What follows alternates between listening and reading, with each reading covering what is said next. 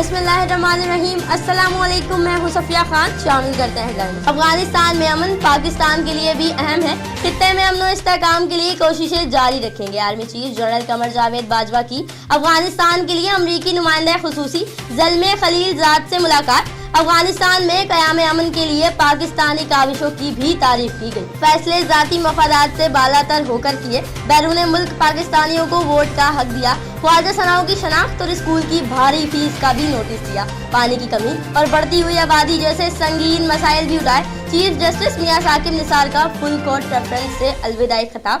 बोले जजेस को डर और खौफ से बालातर होना चाहिए। फीस कम करो।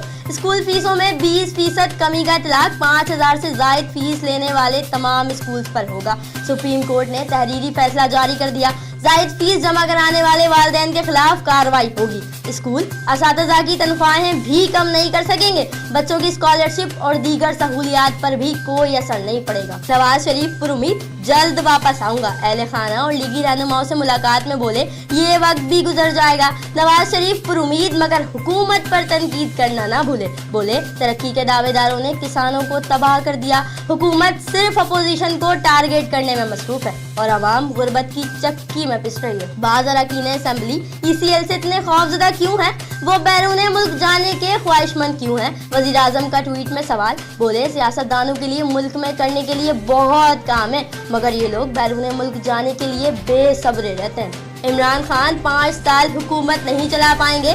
आसिफ अली जरदारी की पेश गोई। बदीन में खिताब। बोले हादसाती वजीर आजम बन गए तो सीख भी लें। दीवार से लगाया तो आवाम को नहीं रोक सकेंगे। नियाजी साहब आपने तो हर चीज महंगी कर दी। आपको गरीब हाथ उठा उठा कर बद्दुआएं दे रहे हैं। 22 दिसंबर को कोरंगी क्रॉसिंग के इलाके में डकैती की वारदात हुई जिसमें कासिम नामी शख्स गोली लगने से जाँ बात जबकि उमर नामी जख्मी हो गया था। इत्तला मिलने पर रेंजर्स ने दोनों मुल्जिमान को मुख्तलिफ इलाकों से गिरफ्तार किया।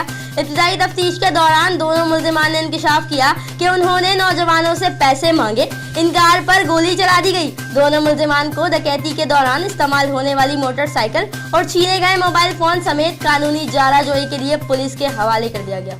कराची शरीफाबाद FC एरिया से 3 जराइम पेशा मुल्जिमान गिरफ्तार। मुल्जिमान के कब्जे से मंशियात बरामद। इब्तिदाई तफ्तीश में मुल्जिमों ने जराइम की वारदातों में मुलव्विस होने का इतराफ किया। मुकदमा दर्ज। मुल्जिमान के खिलाफ कानूनी कार्रवाई का आगाज कर दिया गया। फिल वक्त इतना ही। मजीद खबरों और अपडेट्स के लिए विजिट कीजिए हमारी वेबसाइट csnlive.tv। इसके अलावा आप हमें ट्विटर और फेसबुक पर भी ज्वाइन कर सकते हैं। देखते रहिए CSN।